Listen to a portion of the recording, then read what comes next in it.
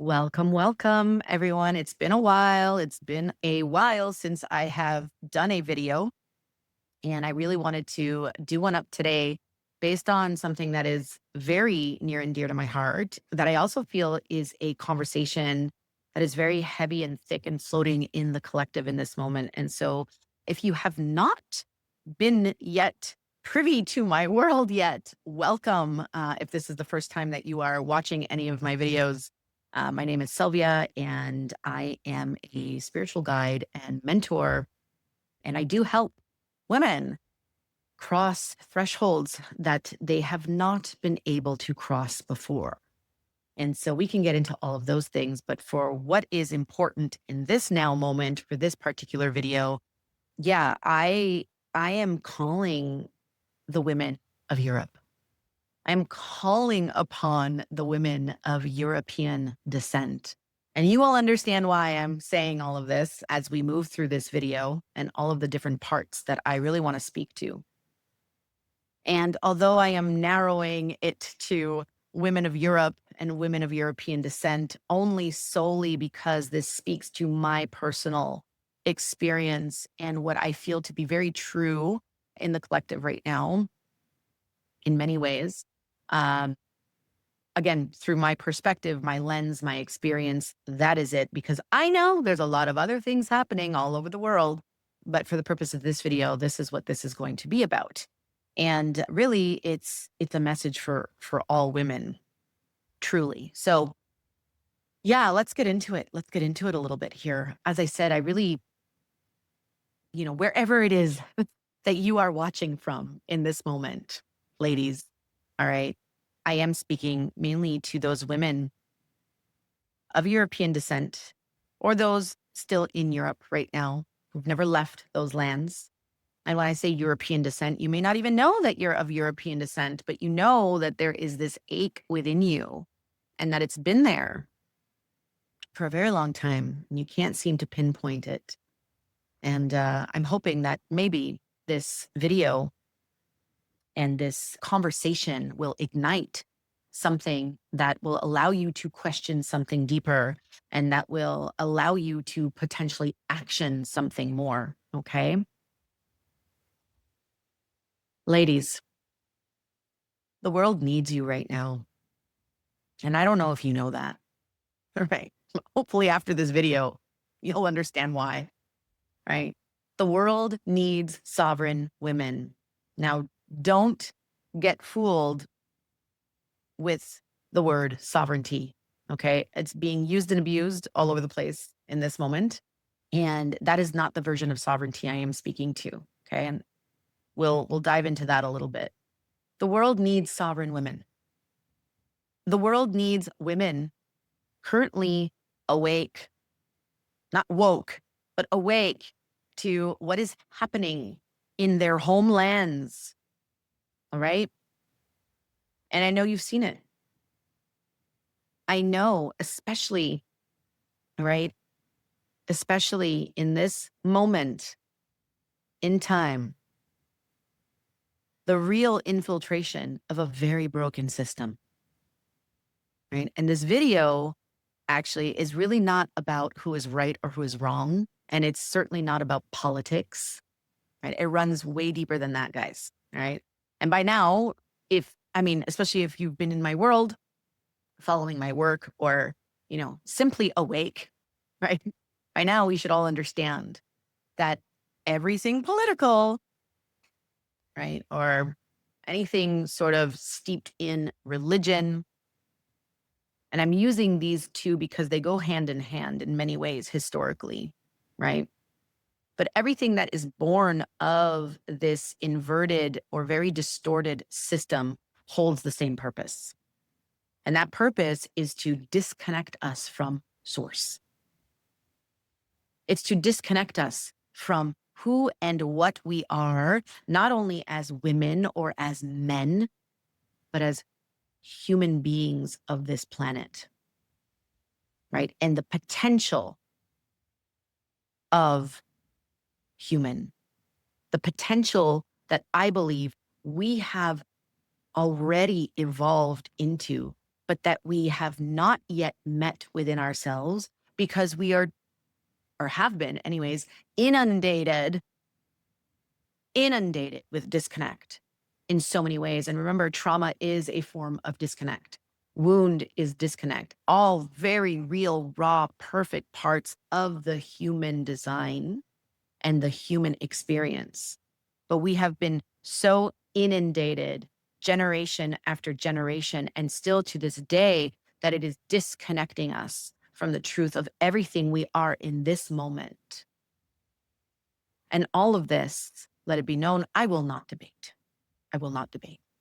And so if this is your first time that you come across my work, I will simply ask that you take a deeper look, right? I mean, I have a website, I have a platform. I'll ask you to kind of maybe go read my Substack, whatever it is that you need to do to get an idea of what I actually stand for, especially when I stand for sovereignty. And that sovereignty is not freedom, right? It is two completely different things. One informs the other, but it's two completely different things. So by now, if you are actually semi-awake to the world happening all around you and all that has transpired, not only for centuries or millennia, right? And more so what we're being shown day in and day out around all of these darker truths that are coming to the surface, just even over the last 6 years, guys, right? Yeah, you should be at the point now where we actually understand. And like I always say that the right wing and the left wing always belongs to the same damn bird. And so currently, what this brings me into currently, and of course, it's been happening all through our human history, right? Countries, peoples, civilizations, right, are purposely being torn apart by war. And why? There's always an agenda behind it, as we know, to purposely push people out of their lands, removed from the codes in their blood, right? And as we push people out of their lands, both the innocent and the sinister are being brought onto foreign shores, your shores.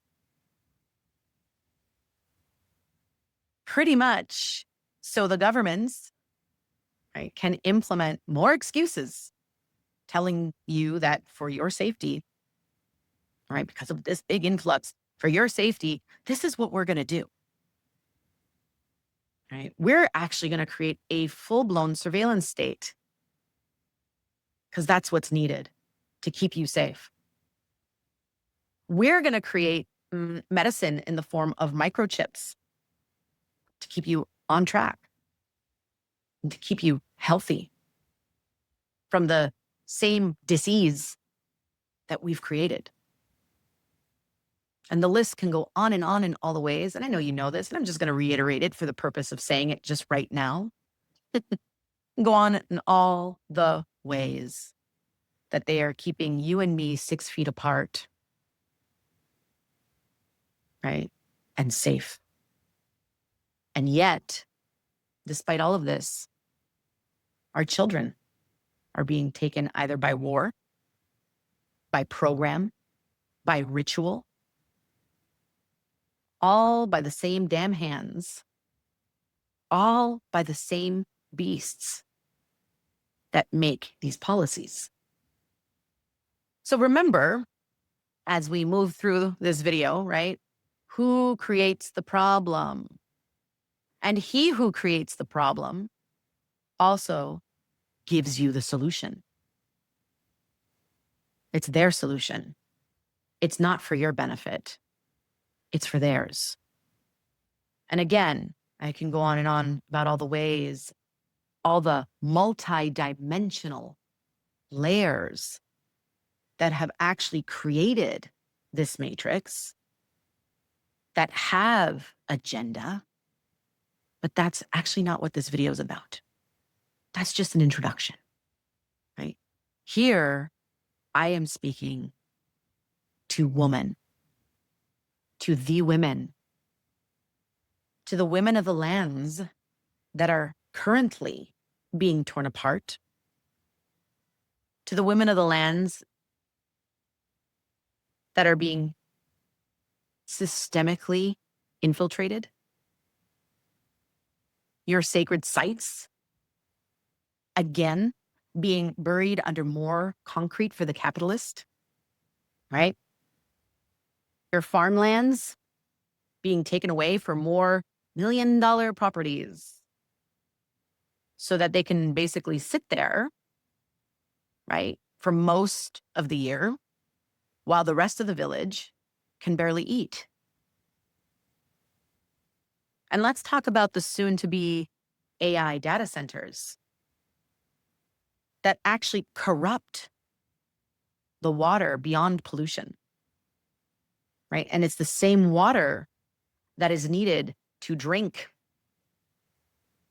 to cool off in, right? During the drought while Europe burns. Everything here that I am saying belongs to much, much greater agenda.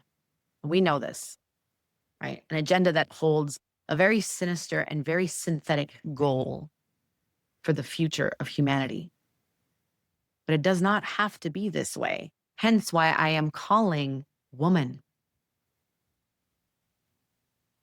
Because as you will come to understand through this entire video, and if you follow my work, it begins with us. We, woman, is the host, right? We host our bodies, this vessel, as this organic manifestation of the creational feminine intelligence that has been removed systemically for thousands of years. Why? In order for a very timeless beast to patiently implement century after century its plan to corrupt organic creation in order to convert it into a very synthetic and transhumanist mechanical world. A world that is actually void of the one force that intrinsically knows how to evolve humanity, the feminine. And yes, this intelligence lives in our men too. But in this video, I'm not calling the guys. I'm not calling the men right now, right? And for the men that are watching, you are more than welcome to feel into what I'm saying here and explore where the feminine within you has potentially been obliterated or distorted, right? Or suffocated. Maybe that's through family beliefs, cultural beliefs, social conditioning, right? Or identities that we hold that are born of modern programs that are literally, once again, disconnected from source. So before I continue to say this thing, right, expressed in so many words that is so deeply alive in me right now, I want to give you a piece of my story. Because I think that most of you, especially if you are of European descent, right, will actually recognize yourselves in it, right? So I am first generation Canadian. I am born here in Canada, born and raised on these lands, right? My mother, on the other hand, was born in Sicily.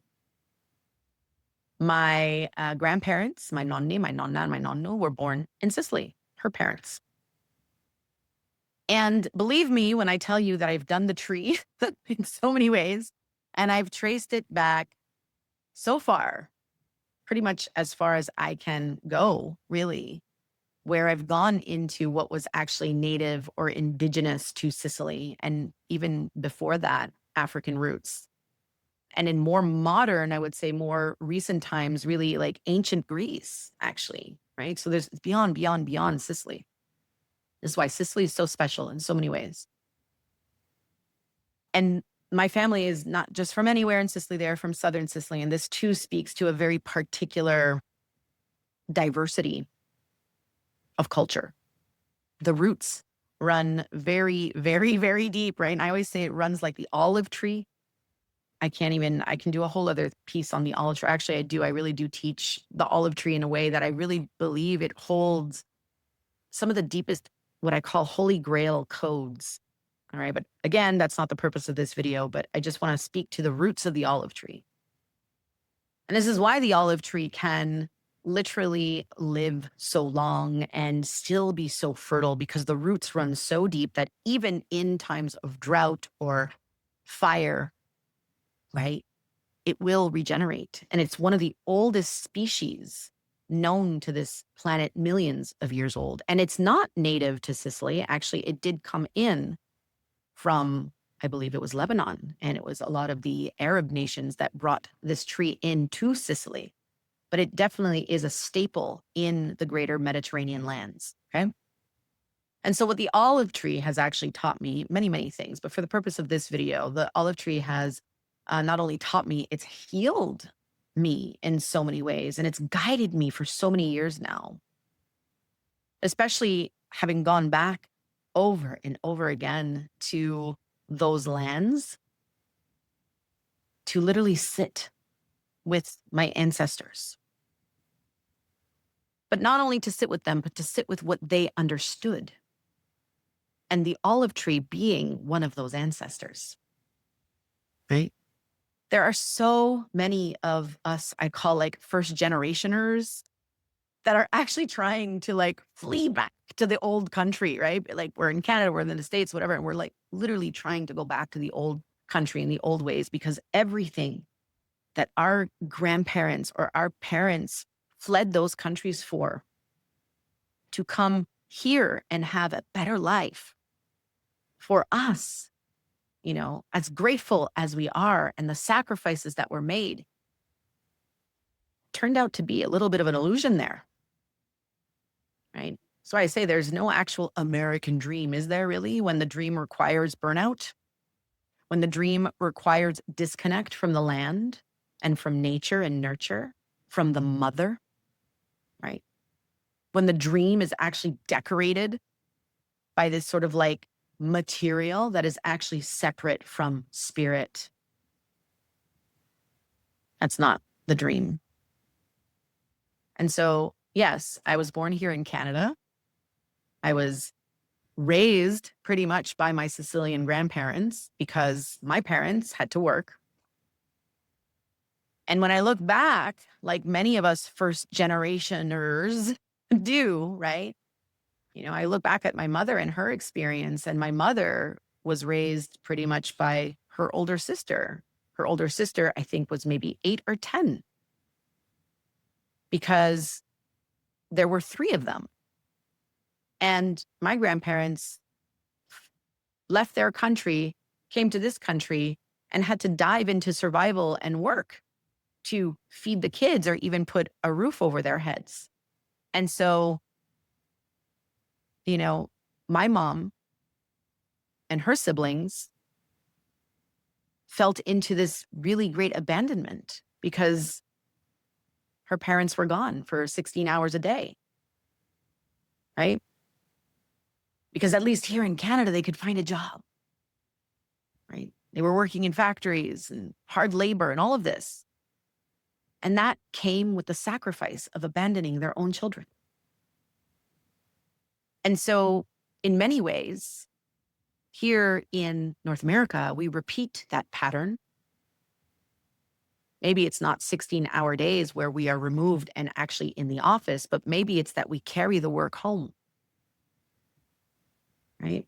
We have this idea attached to identity of what success is supposed to look like, which is literally what drives the burnout and what is driving most of us back to the old country, where the old ways and the ancient ways, and I know it's not all perfect there. I know it's not all perfect there. The grass is not always greener, but there is something to be said. And there is something also to be said about finding a balance between the two. And so I had a different experience, of course, right? I had a different experience with my grandparents than what my mother had with her parents, right? And my grandparents were extremely extremely present. They were so present, they taught me all of their ways, like the gardening, everything, everything. I even spoke Sicilian before I spoke English, and I still speak it. And what we need to understand about Sicilian is that this is a dying dialect, right? One that actually many Sicilians themselves no longer actually speak. My grandparents left Sicily carrying their language. And here in Canada, they kept speaking it literally exactly as it was the day they left, like in the early 50s, right? While back in Sicily, they moved on. Modern Italian took over.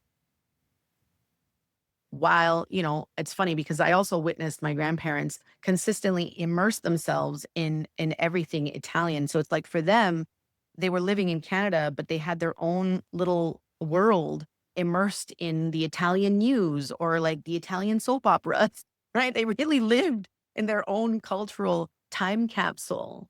And I say it's like a time capsule that didn't go past like 1955 or something like this. I don't know. But so when I go back to Sicily now, and I actually open my mouth, I'm speaking literally from a different century because the language was actually encapsulated. And there's a beauty about the fact that it stopped in time inside the people who left. And this holds a key to everything I'm about to talk about in this video. It holds a key, right?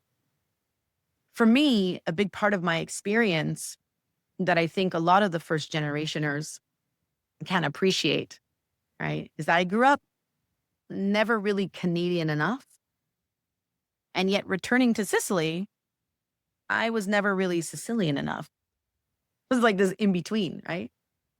And yet, even though it sent me on this like massive undertaking and investigation into, well, who am I really?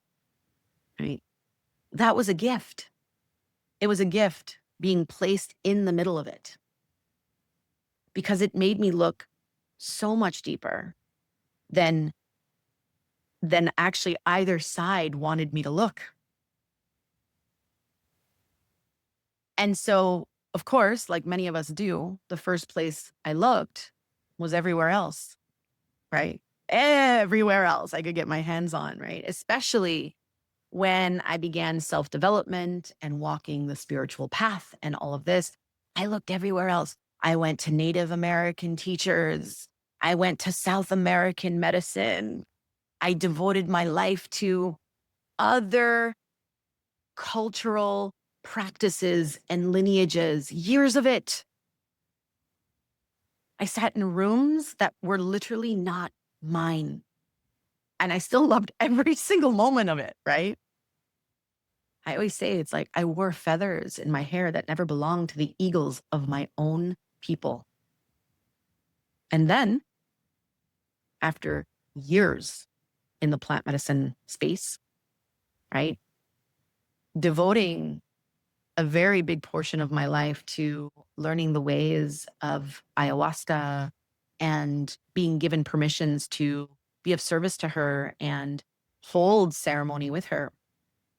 You know, the cosmic grandmother spoke.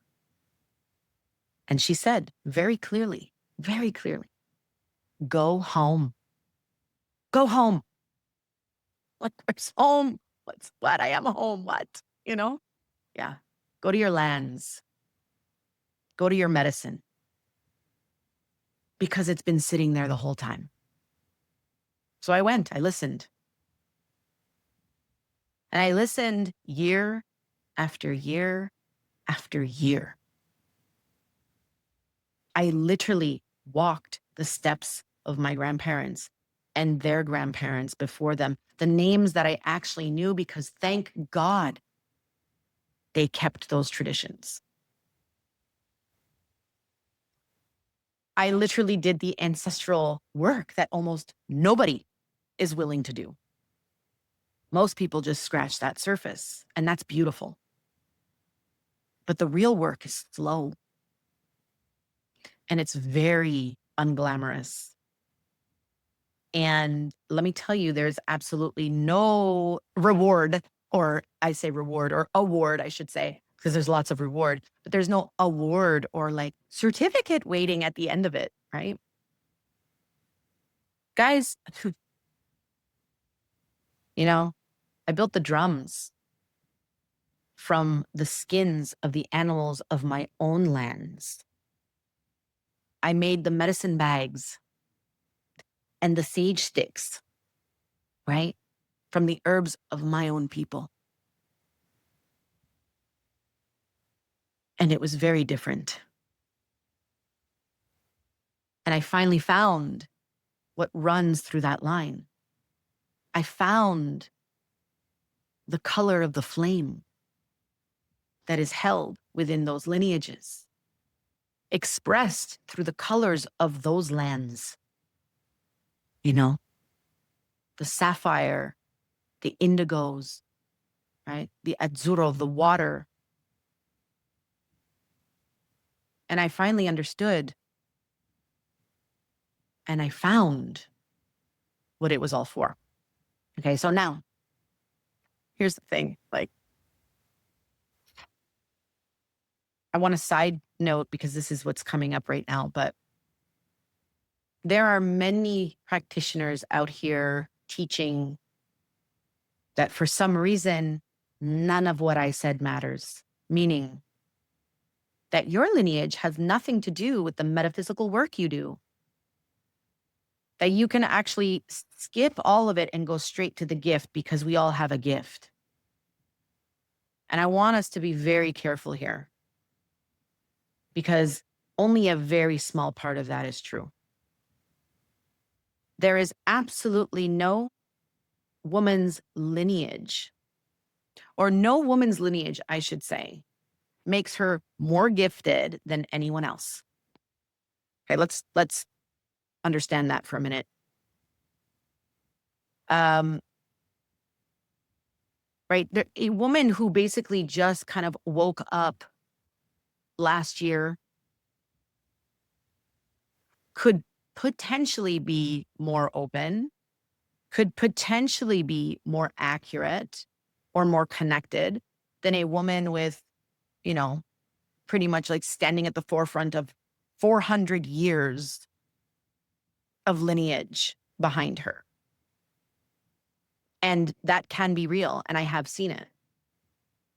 And no, lineage is not a power ranking, right? It's what we are actually accountable to. And when we are not accountable to something, when there is no elder or process or protocol or tradition that holds us accountable, we lose our way. There's no one to tell us no when we are immature and out of integrity, especially on the spiritual path. Lineage will, if in integrity, correct you.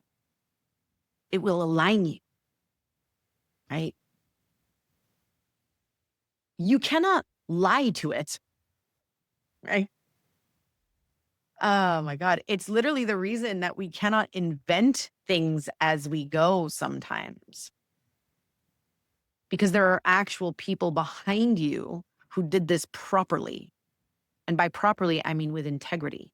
Because the expression will always be unique through your own personal lens, perspective, and experience. But like I said, there is protocol, and that protocol goes back to natural law and natural order. And so a gift, this medicine that we have within ourselves, a gift with no lineage, is a gift with no governor. Now, who governs? Who is the true leader? When we get into the greater aspect of natural law and understanding how the essence of feminine energy moves and how the essence of masculine energy moves, and that we are both consistently dancing between the two, informing and navigating and moving both, right? When she pulls from the unseen and she pulls from the void, and that oracle within you is the one who speaks the intelligence and the information from the great beyond, from the quantum field. That information is informing this amazing architect, and the architect who gets to then go out into the real third dimension, this world, this matter world, and do and build the thing. That's the masculine. And so the feminine is she who governs diplomacy, consent, she who governs natural law. And this is the exact reason why she who can do this is also she who is sovereign. And she who is sovereign is the most dangerous thing to a system that consistently wants you disconnected from truth, that wants you disconnected from your own sovereignty. Because she who is sovereign cannot be corrupted and cannot be controlled. And so a woman with real power within, not power over in the way power has been distorted, right, is a woman that answers to her own inner authority. And we have all met her, I am sure, in some way. And we have all sat in her room. And a lot of us fear her. And so a woman disconnected from lineage, and I'm not speaking only to a bloodline lineage, but a woman who is disconnected and only holds a gift. I am not saying she isn't gifted. I am not saying nobody ever taught her when to stop. I am simply speaking to every woman I have heard say that lineage doesn't matter. It's because she hasn't gone and recovered hers yet. And so the invitation is still open, and it stays open, because that's what lineage is. If I take this back to Sicily, right? Sicily is never just one thing. I'm just speaking again through my lens. It's layers. Everyone who came through Sicily, every culture never really left. And in my own blood, what I have discovered is that I carry Arab, I carry ancient Greece, I carry Celtic, and I carry North African. And there's a beautiful, beautiful phrase that, I've had held within me and my traditions and my family my whole life, right? It's a phrase I attribute to the Greeks, actually. And see if I can say this properly, like me. What they basically say is, mia faccia, mia razza. And in Italian, okay, that translates una faccia, una razza, which basically means same face, same people. And I love that phrase. My whole life, I've loved it. It speaks to many things, all right? I have literally spent my entire life inside these traditions. And when I began to refine them and really tap into the Mediterranean mysteries and the Mediterranean traditions, right? And we know, you go to the Mediterranean and it's like, yes, there's a different language. And yes, there's some different cultural traditions. And maybe the food is a little different. But God damn, there is a big similarity. There is such a warmth to be had, right? Una faccia, una razza. And through my study and my exploration and all of this, exploring traditional European shamanic arts and, oh my God, the path of the feminine, the path of the wise woman, the path of the priestess, the priestesses of the old world, all of it literally actually stemming way back to ancient Egypt and beyond, right? And I teach them, I live them. I literally devoted my life to these teachings and these arts and these mysteries. Ah, right? I've been literally ordained into them. And I'm speaking here from beyond any identity because I have found so many expressions in the one face that has been silently removed, taken, manipulated, suppressed, hidden from every single one of us. And that is the feminine intelligence. It is the feminine traditions, right? The knowing that gnosis, the wisdom, that all of that knowledge, the wisdom, the feminine way, especially in specific to Europe, got filed under one word. And some of you know that word as witchcraft, right? And that word was left there for hundreds of years. So again, as I, evolve this video and I speak into all of these different themes and topics, just feel into the golden thread that I am speaking to here. Because no, this video is not about witchcraft, as it's not about many different things, but every piece connects to one, connects to the other. And so we begin peeling the layers to get to the truth and to see the bigger picture here, because it is about much, much more. And a lot of it begins with words, right? That's usually how it's done. A word that's actually handed to you really kindly or gently, right? And then you carry it for 80 years and then you teach it to your grandchildren and then it gets passed on, and it's like gets distorted. And we know that how words purposely get distorted from their true etymology and the root that holds a very particular vibration. And that vibration speaks very particularly into a frequency that literally creates reality, right? So let me tell you a little bit about, I'm going to get into two different records here in terms of Sicily, because this is how it translates through me, but you'll see where the pieces align through many European countries. In Sicily, right, I say there's like two records, just like most countries.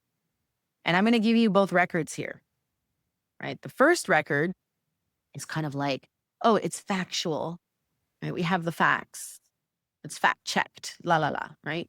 It's written, blah, blah, blah. Anyone can go check it. So this record shows that between, I'm going to say about 1547 and the 1500s to the 1700s, let's just say that, 1547 to about like the early 1700s, right? There was an Inquisition in Sicily. And in this Inquisition, they heard, I want to say, just under 500 cases. Now, there is an exact number. I don't know the exact number. I think it's like 400 and maybe like 50 something cases. Okay. So let's just say under 500 cases. They heard 500 cases of witchcraft, of divination, and of necromancy. Right. And yet, on record, the record shows no one got executed. And I find that very interesting considering all of the stories of, the witches that burned throughout Europe and, some of the Americas and all of this. During that time, there were major witch hunts, We all know this. It's been very glamorized, especially on social media in many ways. And, I say it's been glamorized. I mean, there is a sacred process to the awakening to these stories and a sacred process to the understanding of what actually happened that we must know and we must learn how to tap into in order to reclaim the truth. And I also think that in that reclamation, something went horribly wrong. And yes, it's become very glamorized. I'll just leave that there. But what's funny about Sicily is that there's no actual records. In fact, it's that these same women, and even though it's, just under 500, and the total number of women that were burnt at the stake, hung, tortured, all kinds of things, all throughout Europe and the Americas. You're looking in the hundreds and hundreds of thousands. And so when you compare the numbers, it's like this speck, right? But this one speck of women survived. Let me speak about this.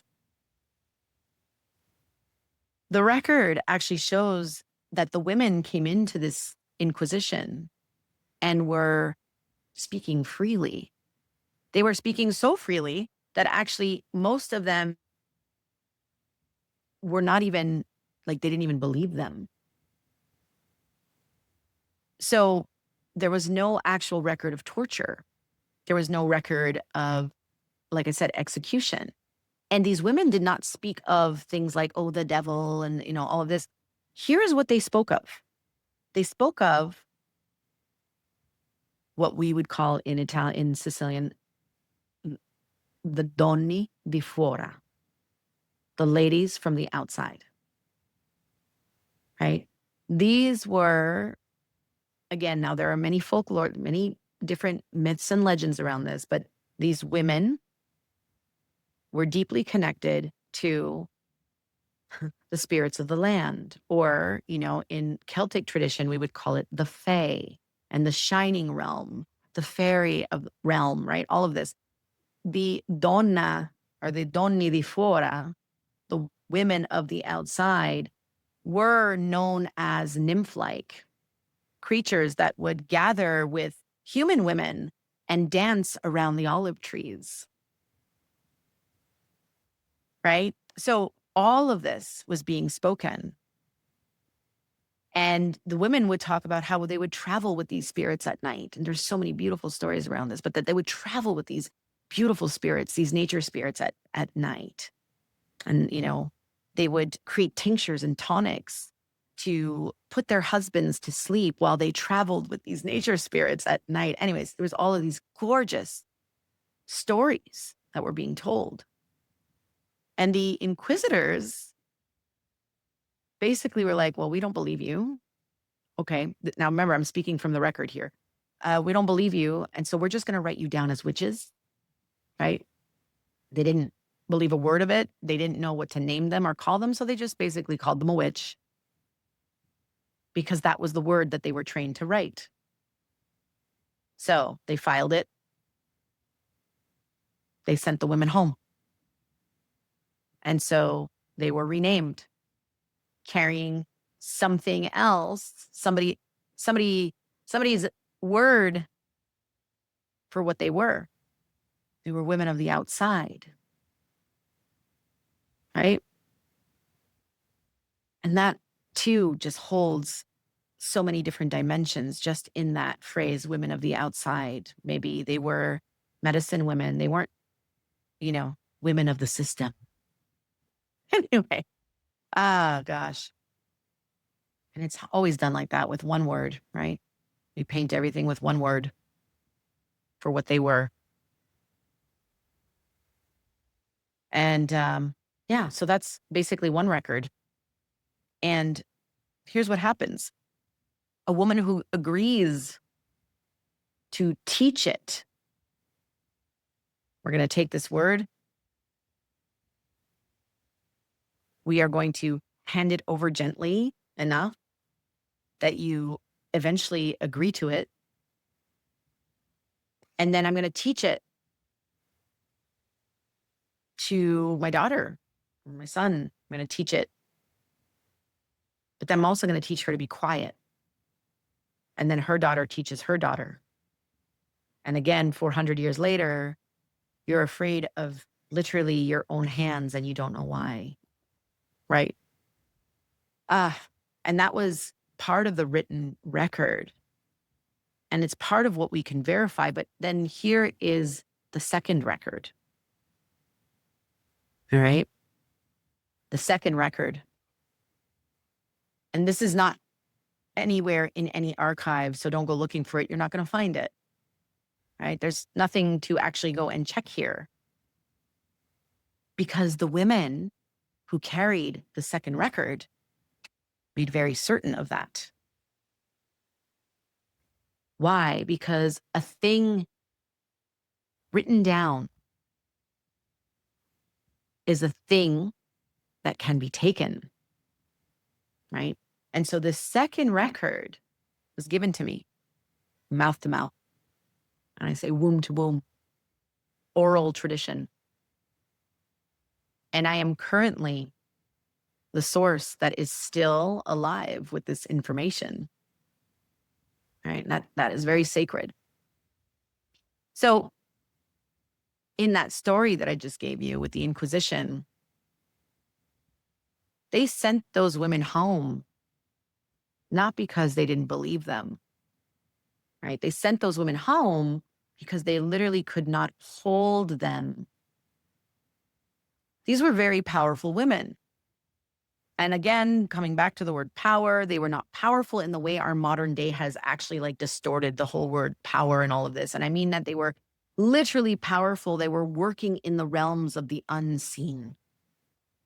Through those realms, navigating, the worlds, right? Applying natural law, hermetic law, right? Knowing how to literally affect and effect reality.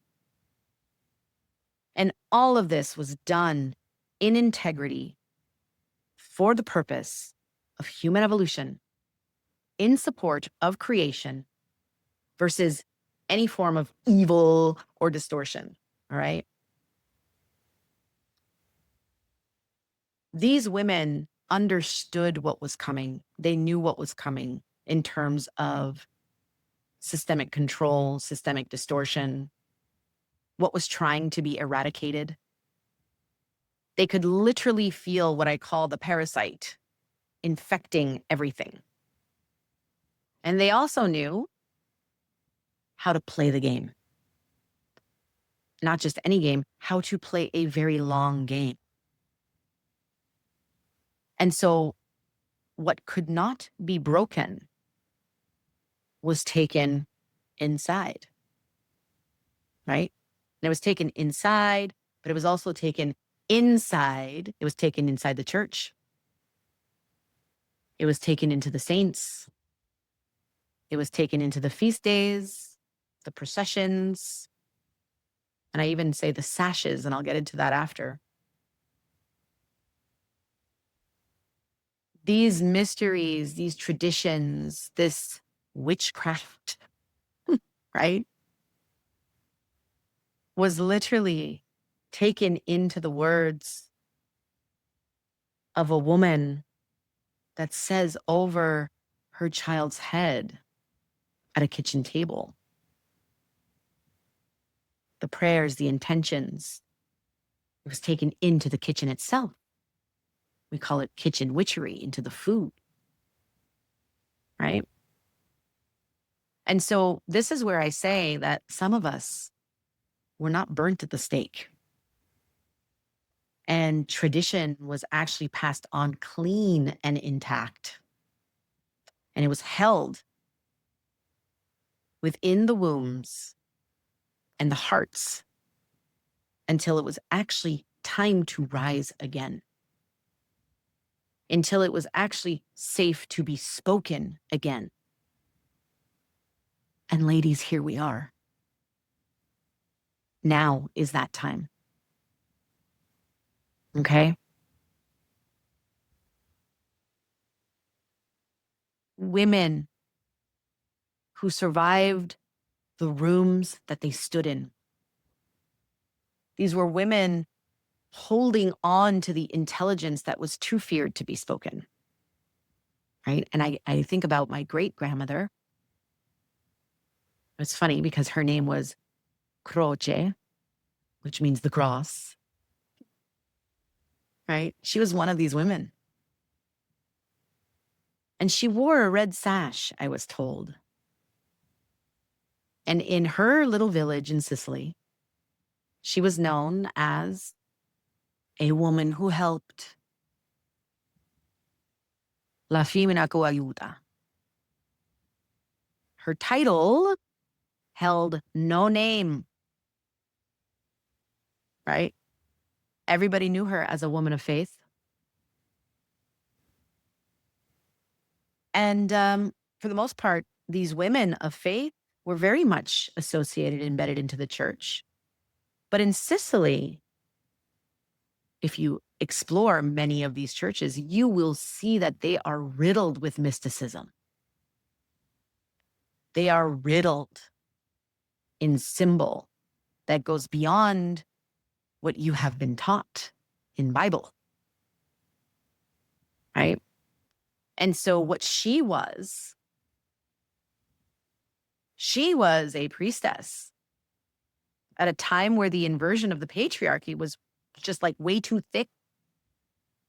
And so a woman had no place in it. And she carried the stories of the Black Madonna, but not the ones that you are being sold on today, right? She carried the stories of its inversions. And behind the Black Madonna, the stories of Isis, Osset,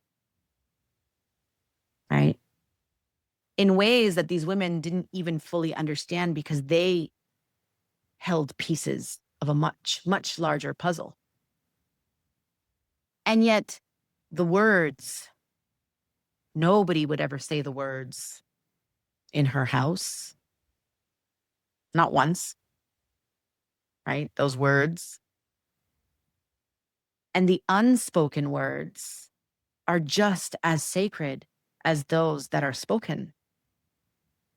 Because the unspoken words were also a discipline. And it was through that discipline that is the only reason I have any of this story today. And I had my great-grandmother until I was about 14. I sat with her for years, right? And it's funny because between her and my grandmother and my mother, it was really interesting to witness. Certain things would come through in pieces through her or my grandmother, always with fear, right? My great-grandmother's fear, my nonna's fear. But in that fear, every piece of it held a symbol. And it's through the symbol that it always comes. It's hidden in the scripture. It's hidden in the walls of the temples. It's hidden in the scrolls. It's hidden in the body of the wombs of the women who carried the knowledge. And that's the second record. So the first one I spoke to, those are the historical ones, semi-written in the history books, certain things removed, right? Okay. And that one's theirs. They can keep it. They can keep it in Palermo and Latin, wherever the heck they keep it. It survives because people were paid to file it away. The second record, that one is mine. That one is ours. And it survived because women were willing to literally die with it half said, right? And I want you to feel into that.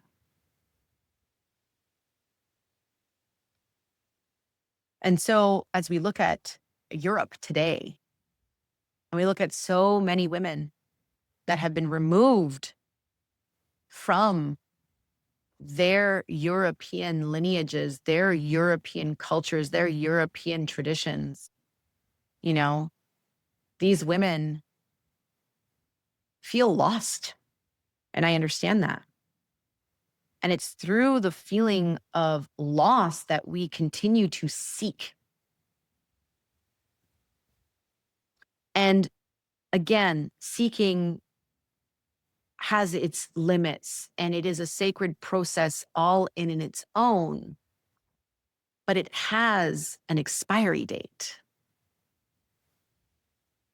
And when we look at the lands right now, it's happening again in new form. You go to work, you go to Europe every time I go, every year, 3 times a year, right? It doesn't matter if I'm in Greece, if I'm in Italy, if I am in any of the Mediterranean countries. You watch what's being built on sacred ground. I mentioned it before, these major developments, condos over sites where people literally pray and prayed for thousands of years, hundreds of years, because money talks now. And what's ancient, which is, may I add, still very powerful, and it's still absolutely present, it gets covered again. And now it's not just getting covered again, there is a movement to digitize, right? To bring us into this form of virtual reality experience with the temples at these sacred sites versus allowing us to actually put our bare feet in the ground on them. Think about that. When our feet cannot commune with the intelligence that lives within these lines, within this earth, at the sites that were specifically placed there so that we could be in collaboration with them for the purpose of our evolution through creation. What happens when we are removed from those sites, like they have done for thousands of years? Now, don't mistake it for preservation, because there is an agenda behind it as well. This is the same parasite in a completely new skin. And I find it sneakier now because it looks just like the normal world we have actually tolerated for them to build. A very synthetic one.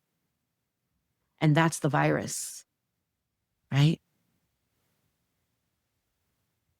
So I am calling the women of Europe back. I am calling you back to your sovereignty. And I want to be specific around what that means. It means, at the most basic level, learning how to feel safe in the body as we move past what would my family think? Learning how to move past what would my village say, right? If I am an outcast.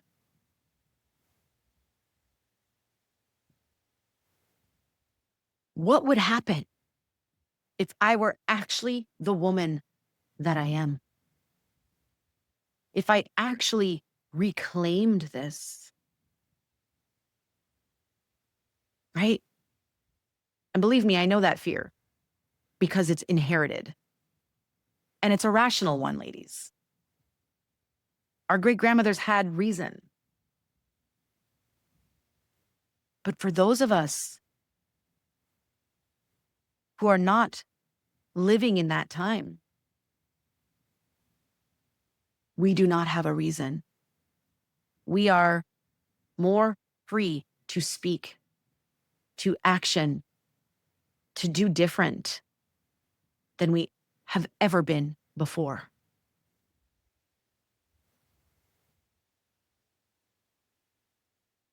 And I see it, and I see it, and I see it.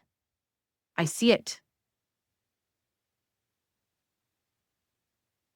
I see it every time I go back now.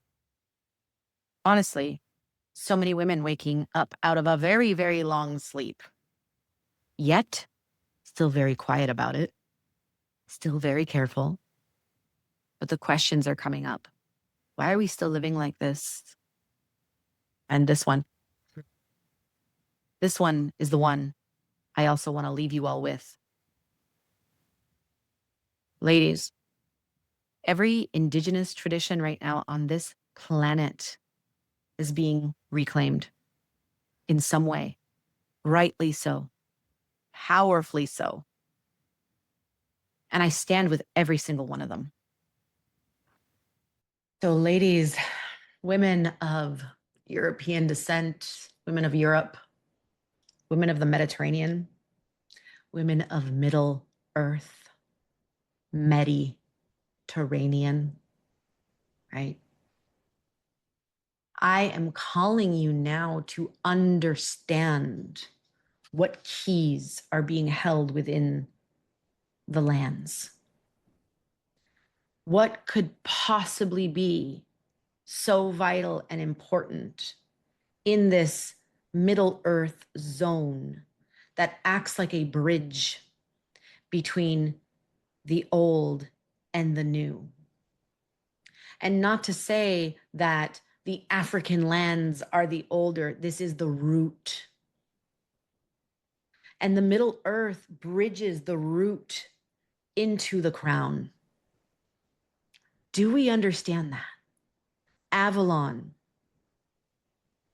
those Celtic lands, these holy lands. Holy lands are also within the Mediterranean, okay? Like, don't take this as like identity or exact word for word. What I'm saying, there's a greater undertaking here to be had. Okay. It's deeply connected to Atlantis. It's on and on and on. What I'm saying is now, in this moment, we must awaken to this greater understanding of a responsibility that we have for those of us who are in service, for those of us who have awakened to this knowledge, right? Of learning how, right? This is almost like, I see it as almost this solar plexus. I mean, Sicily itself is known as the island of sun. So is Crete in many ways. And if we take it way, way back, right, even into esoteric teachings and principles and all of this, we understand that these solar lands hold a very distinct key specific to the awakening. I say the awakening, yes, the awakening of the divine human, the awakening that we are not separate from our own divinity, that the true sovereign, the true crown, right, is the human that we are already fully integrated and intact, right? And the lands of the Mediterranean, the lands of Europe hold many of these keys. They are not separate from the keys of ancient Egypt or from the Celtic keys held within the Druids.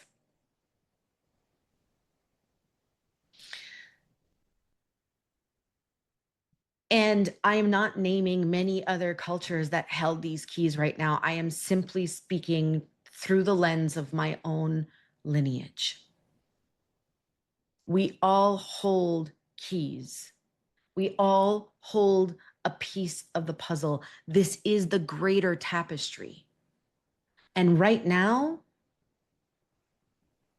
we have to, women, ladies of Europe, ladies of European descent, in that seeking,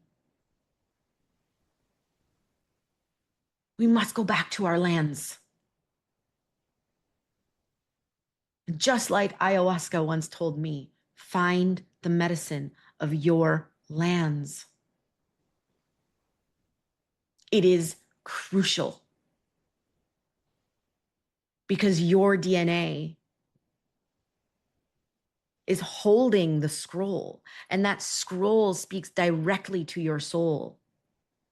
And the whole point is to descend that soul into body. because it is not separate. It is simply our mind that separates the two. Women of Europe, we have an indigenous root too. It's still in the ground. It's still in the language. It's in our food. It's in our stories. It's in our villages. It's in the stone. It's in the weaving, in the threads of the tablecloths, of the skirts, of the shawls that we wear. It's in the bread. It may still be in your grandmother's hands. And I am urging you to go and get it. I am sending you all so much love. Thank you.